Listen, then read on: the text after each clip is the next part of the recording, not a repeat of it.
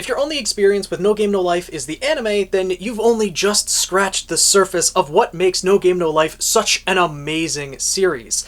It's a beautiful world with such an interesting premise, but what makes it truly unique is the number of different types of beings that reside within this world and drive the plot forward. The games that are played by each of them. The Ixseed, the 16 sentient races by which the covenants apply, and whom the games are played against, each with their own unique history and their own unique cultures, and of course, their own unique games that are often spins on the games we know in our world. And so in this video, I'm going to give you an introduction to each of the 16 Ixseed found in No Game No Life. I'm going to avoid all spoilers for the light novel, as we'll get to those later, and as each race is introduced into the light novel, we'll be going in depth into each of the different Ixseed with videos covering their history, their culture, the games that they play, etc. This video is just going to be a brief introduction. So starting off, I think it's only fair to start at the lowest and go to the highest ranked race. Each of the races are ranked in order of their affinity for magic. That is, the capacity of magic that they can use. And at the bottom of this chain, at rank number 16, is Humanity, the humans of Disboard, not created by any of the gods and who barely have any spiritual presence within themselves, just barely enough to be classified as life. They are the weakest of the 16 races on Disboard and are largely ignored by everyone else, and therefore underestimated, poised in a position to control things from the shadows, as they have done once before in the past, but we'll get there eventually. Humanity resides in the kingdom of Elkia, their last bastion on the world of Disboard. That is until the former king passes away and hosts a gambling tournament to decide the next ruler. With Sora and Shiro transported to this world and taking the place of King, Humanity will be on the rise. But at the beginning of the series, they definitely start out in dire straits. Though, even though they are the weakest of the races, they are not the most looked down upon race. That is something that is definitely not touched on in the anime. That auspicious title is actually held by rank number 15, Siren, a race of all-female mermaids, whom are not really known for their intelligence. They are known for not really thinking things through and just being dumb in general. In fact, on Disboard, if you call someone a siren, that is essentially calling them an idiot. The siren race is not really looked upon very highly in the world of Disboard, and that's mainly because of mistakes that have been made in their past that we will discuss as we move along in the light novels. Siren is a race that actually cannot use magic in and of themselves, but they do have a higher amount of spirits than Humanity, hence why they're one rank higher. But the spirits within their body do give them a unique effect. The spirits within their own bodies create an alluring effect towards other beings that also have spirits within them, essentially the other members of the Ixseed. And that is how Siren reproduces, by mixing their own spirits with the spirits of another being, and then they essentially can create a clone of themselves. So that is how the all-female race of Siren reproduces.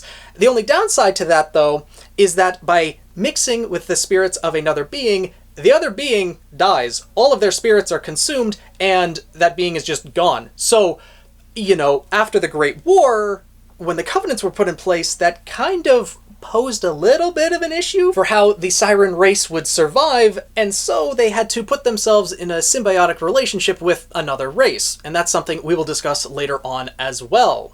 Moving on to rank 14 in the Ixseed is a race that we were very well introduced to in the scope of the No Game No Life anime, the War Beasts. Also could be referred to as the Werebeasts, but given their overall nature and their history in the Great War, I think War Beast is quite fitting. Essentially, as Sora put it, it is the nation of animal girls. Though War Beast, similar to Humanity, is divided between males and females, they, reproduce the same way, etc., and all seem to have animalistic traits in the form of tails, ears, claws in many cases, and some of them seem to be able to go through some forms of bestial transformation, with their claws extending and having a more bloodthirsty disposition. It has been stated that the War Beasts are the most bloodthirsty race, and this is also partially due to their inherent abilities. They do not have the ability to cast rites or use magic in and of themselves, but they do have very heightened senses due to the spirits within their body and the unique ability of Blood Break, allowing them to push past the physical limits, allowing them to essentially break physics. And because of that, they were a very great threat during the Great War. If anyone encountered them, they would likely end up being shredded. But we'll get to the Great War eventually. In the meantime, let's move on to rank number 13. One of the races I am most looking forward to finding out more about is the Luna Mana. They are a race that we haven't really encountered in No Game No Life as of this point. And that is because they don't actually reside on the world of Disboard. They reside on the Red Moon. Along with the old Deuce that created them, they still reside with their creator god, and they are on the far side of the moon. It's notable, actually, that the Red Moon is only red on the side facing Disboard. The other side is presumably still lush and green where the Luna Mana reside. The Red Moon in and of itself was created at the beginning of the Great War by the other gods, specifically for Luna Mana, so that that race could reside there with their god and essentially keep them out of the war. It is notable, though, that if the Luna Mana so desired, they could crash the Red Moon into Disboard, which could have cataclysmic effects for many different races that reside there. Of course, now that the 10 pledges are in place, that's not going to be the case, but still a race that we haven't really encountered yet, and one that I am really looking forward to learning more about. Heading up to rank number 12, we have the Dampier. Essentially, a race consisting of beings that are a cross between vampires and succubi. And because of those two inspirations that went into creating this race, they do carry with them a couple of those same qualities. They have a sensitivity to light, so if they are out in the light for too long, they will shrivel up and die, essentially. Not turn to ash immediately, but, they really don't like the light, and it does harm them. As it would for anyone that is bitten by them. That same affliction is put upon their prey. And they kind of need to feed on other races, as that is how they grow to maturity. Reproduction occurs the same as the other races, Humanity and Warbeast, but for a Dampier to actually reach maturity, they have to feed upon the blood of other races. They can sustain themselves by using other bodily fluids, like saliva or sweat, from other races that have spirits within their bodily fluids, but it's only through blood that they can actually mature and grow to reproductive age. So, of course, you can see that the Covenants also kind of screwed over the Dampier as well. And it's not like they can strike a deal with anyone else either, because no one would willingly take on that light sensitivity so they can no longer be out in daylight. So this is another race that had to work on some symbiotic relationships as well to ensure their future survival. But with that being said, they are a useful race to have around as they specialize in illusion magic. Enough to actually mask their presence to the point where even Flugel cannot detect them. And we'll get to Flugel, but they are incredibly powerful and sensitive to magic, so the fact that Dampier is that skilled with illusion magic is pretty impressive. And then we get to rank 11, the Demonia. Essentially, the demon race. Similar to many other isekai anime or fantasy worlds, they are led by the Demon King, which is different than pretty much any other race. For each of the lower 10 races, they were created by a specific old Deuce, except for 2 of the races. One was Humanity, and Demonia is the second one. Instead of an old Deuce, they were actually created by a mutated phantasma, rank 2 in the Ixseed, known as the Demon King. As of the filming of this video, we haven't directly encountered Demonia yet, so we don't know the exact types of magic that they use, but they are a race that values strength over all. They are also known to not be the most intelligent of the races, but they are incredibly strong, and as far as I can tell, they are the most physically diverse among an individual race. For example, all humans look like humans. We can tell, we all have the opposable thumbs, we all have 10 fingers, 10 toes, and are bipedal, etc. And you can pretty much tell a human at a glance. Same with a Warbeast, same with a Siren, same with Dampier. But when it comes to Demonia, there seems to be many different types of beings that reside in the Demonia race. Again, similar to other fantasy worlds, there's orcs, there's minotaurs, there's goblins, and likely many more. Even in the movie, it was shown that there was almost like a giant worm creature that was part of the Demonia race, so the Demonia are quite a diverse species, including at least one that seems to be humanoid in shape and nature as well, but we'll have to wait and see when we encounter the Demonia. Moving up to rank 10 in the Ixseed, we have the Ex Machina, which I'm sure many of you would be familiar with if you have watched No Game, No Life 0. They were created by Holo, the god of truth and doubt. Essentially, they were created to answer the questions that their creator had,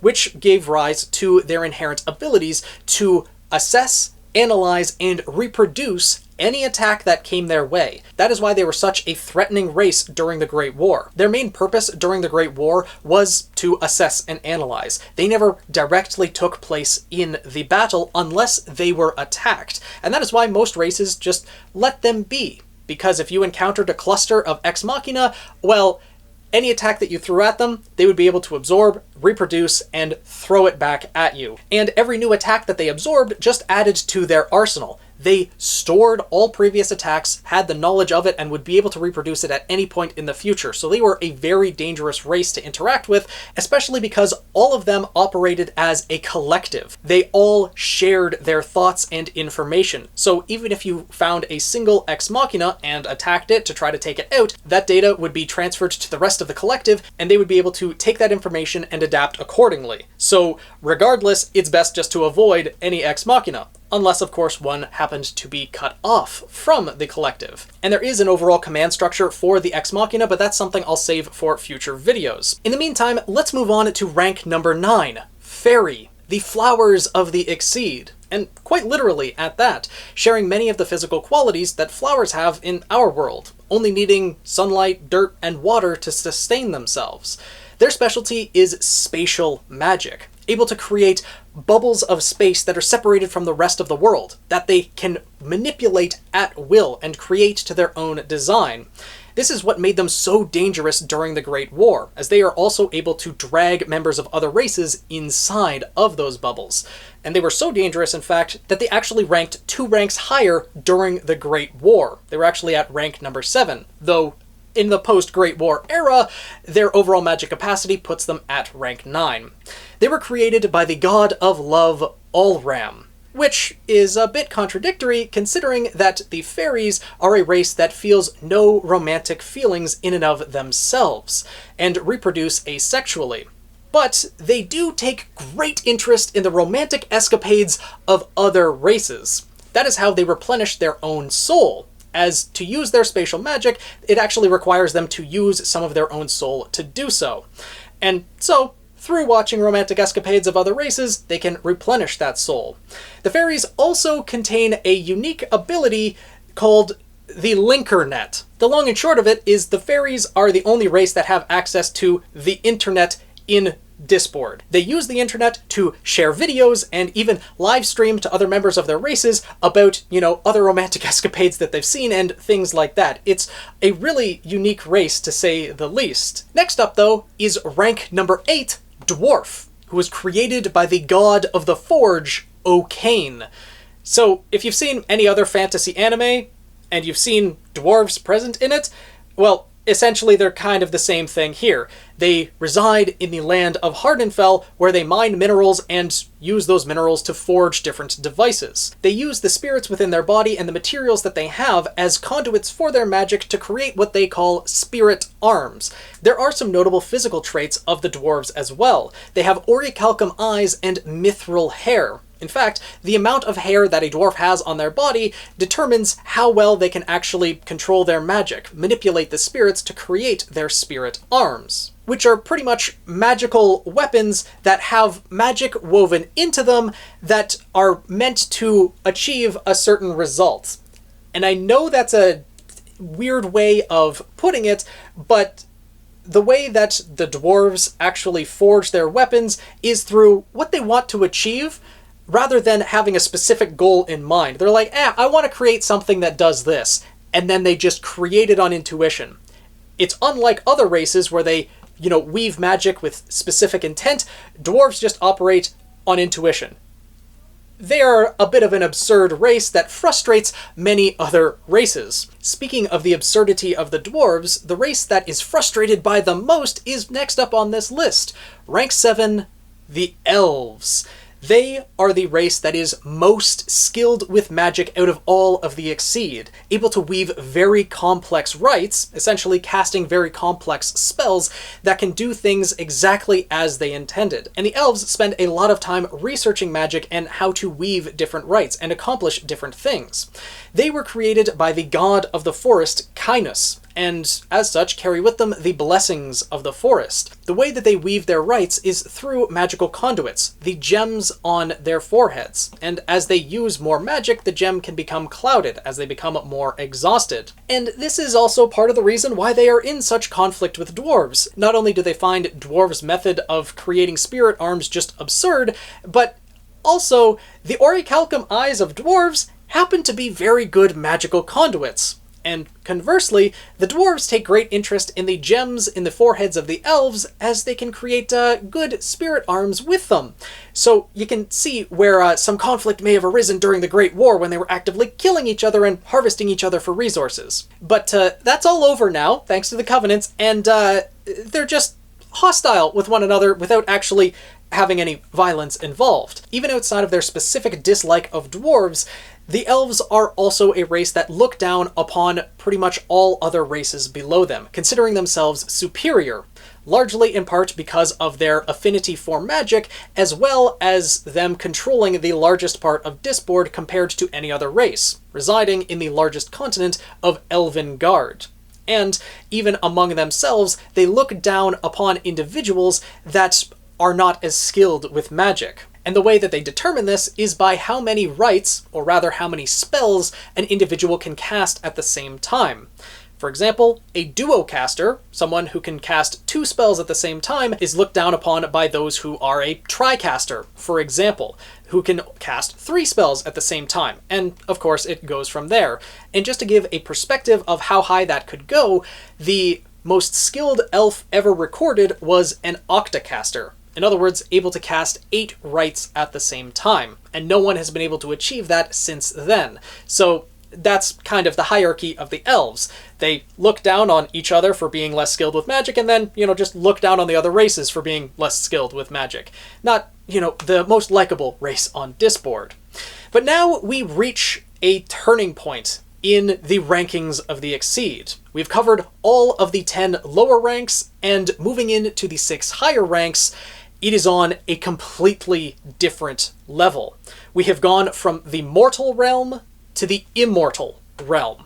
What is considered life is the 6 higher ranks, and what is considered creatures is the lower 10 ranks, as the upper 6 ranks are created entirely from spirits, whereas the lower 10 ranks just have spirits residing in their bodies, and that makes a huge difference when it comes to the amount of spirits that an individual can control. And this is clearly put into perspective by comparing the elves to 1 rank higher on the list. Rank number 6, the Flugel, an all-female race of angelic god-killers, created by Artosh, the god of war, during the Great War when he was considered the most powerful of the Old Deuce. They were specifically created for the purpose of war. And in the Great War, a single member of the Flugel, granted the most powerful of the Flugel, was able to wipe out the entire capital city of the elves in a single strike, while there were 3,000 elves trying to defend against it. And they failed. A single Flugel is leagues stronger than a single member of any of the lower 10 races. And all of the races that are higher on this list are measured by how many Flugel it would take to kill a single member of them. So things reach quite the incredible scale when it comes to the upper 6 races. But getting back to the Flugel, since they were a race created for war, and war no longer existing, they needed a new purpose. And so they've devoted themselves to gathering knowledge, and journey around the world collecting as many books and as much knowledge as they possibly can. They actually claim no land to their own. They have no continent or cities or anything like that on the world itself. Instead, they reside upon a phantasma, rank number 2, Avontheim, that also served their creator god Artosh. Now, given the nature of Flugel's creation, that they were made for war, most of their magic is geared towards destructive might. They can wield a lot more power than any of the lower races, but the complexity of the spells in which they can weave is diminished, instead going for straight power output. And their most powerful attack, the Heavenly Smite, is what wiped out the Elven capital. So destructive magic is definitely their specialty, but since the Great War, they have developed some magics to help in their search of knowledge, and also for the games that they play against other races whenever they may need to, mostly in efforts to gain new knowledge. And now we get to rank number 5, Giganto.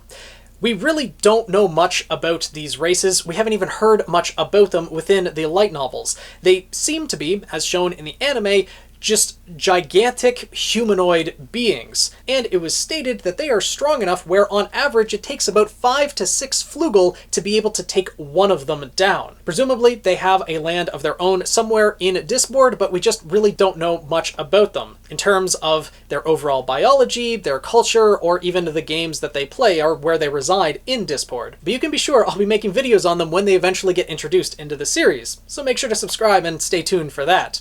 For now, though, we will move on to rank number 4, Dragonia. Essentially, the dragons. And Dragonia is the most absurd race in all of Disboard, in my opinion. Not only do they have immortal life, but they are also infinite. In terms of time, they exist at past, present, and future. They can see through time and see possible futures, and also the way that they fly is not by, flapping their wings like a bird normally does. No, they use their spirits to fly through the physics of space. Because they are existing at every point in time, they kind of exist almost separately from the present space and time. I'm going to be making multiple videos on Dragonia itself because it's more absurd than I can properly explain in this video, but hopefully that brief description was able to put in terms how powerful and absurd this race is. They can be killed though.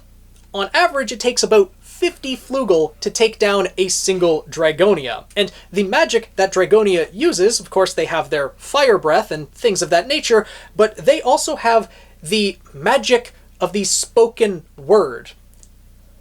It's said that they speak in the primordial tongue, like the first language, the language of magic itself.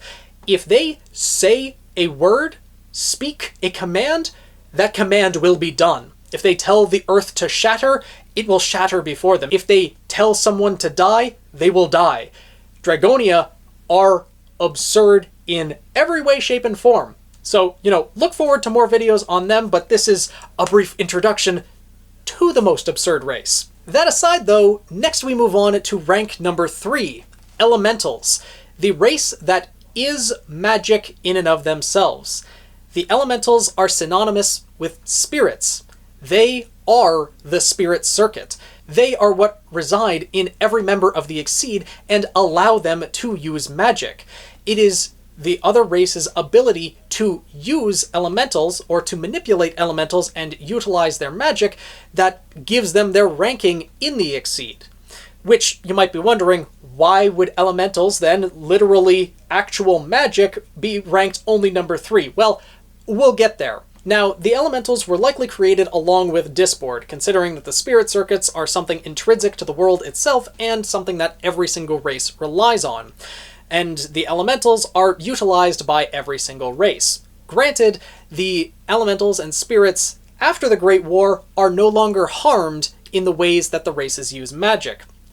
During the Great War, everyone was not very kind to the spirits. The black ash that fell that was toxic to the mortal races, that goes by another name. The black ash is also known as elemental bones. The Great War was so catastrophic, the magic that was being used cannibalized the spirits in the air and turned them into this toxic ash. Now, however, everyone's adapted and learned to use magic in a way that doesn't harm the spirits, as per the Covenants, because the elementals are considered sentient life as the Covenants do apply to them. We know that they reside in the spirit forest, but we've never actually seen a sentient being of elementals. I can only presume at this point that there are clusters of elementals that act as a central being or representative for the elementals, but we just haven't encountered them as of this point. And with that being the case, we will move on to rank number 2, Phantasma. Beings that are so powerful they can control more spirits than the elementals, the source of magic. Phantasma are essentially self-contained worlds, powerful enough to distort reality and dimensions surrounding themselves and anyone in their vicinity. They have been stated to be calamities given physical form. On average, it takes over 100 flugel to kill a single phantasma. These beings are insanely powerful. We don't really know much about the origins of the phantasma, whether they arose individually or were created all at the same time, and they don't really seem to have an overall societal structure. They seem to operate individually, just roaming worlds in and of themselves that are walking calamities, or floating calamities, and can easily overpower any of the other races. More videos will come when we know more. And this leaves us with our final and most powerful race of the Ixseed. Rank number 1, the Old Deus. The old gods that lost their status after the Great War, many of whom fought in the Great War for the title of one true god. They are each of them concepts or ideas given physical form, and their power is determined by how much belief that individual idea or concept has within the world at large. Potentially, this means that there could be an infinite number of Old Deus to exist, but there is a threshold that needs to be met before an Old Deus can actually be born. It's not 100% known what this threshold is, but it is likely a certain amount of belief or presence in the overall world that this certain idea or concept would have, as well as a high concentration of spirits, as each of the Old Deus are born from the spirit circuit itself. So, given how prevalent a concept or idea is, will determine if an Old Deus can come into existence, whether that be the idea of truth and doubt, the concept of a forge or a forest, or the overall idea of war. And if, for example, war consumed the entirety of the world, then that would be far and away the most powerful concept to exist, which is why Artosh, the god of war, during the height of the Great War as it consumed the entire world, was far and away the strongest of the Old Deus. So much so that he was stronger than every other Old Deus combined. But once war is eliminated from the world, that concept ceases to exist. And so Artosh ceases to exist as well. It's not entirely known what the conditions are for the creation of an Old Deus, but it does seem that the overarching presence that an idea or concept has in the overall world is what determines it, even more so than the belief that one would have in that overall concept. For example, the Flugel all still believe in war, it's just war is no longer possible thanks to the Covenants. So the Covenants and Tet has overwritten that. So, there's still some ambiguity left to be determined, and so that also means many more videos to come on, well, each of the 16 Ixseed that I've introduced in this video.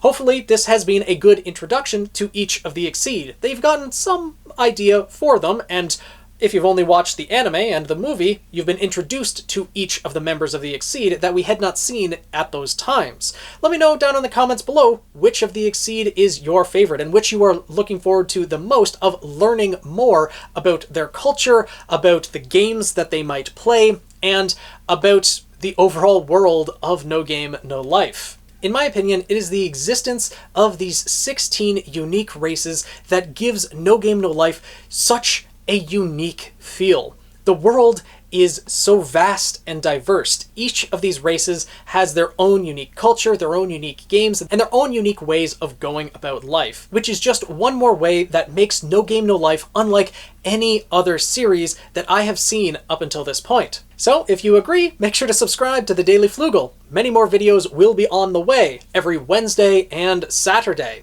And if you're also interested in seeing some games played live, make sure to follow me on Twitch as well. I stream every Tuesday and Saturday. With that being said though, I'll see you guys in the next video. Ashente.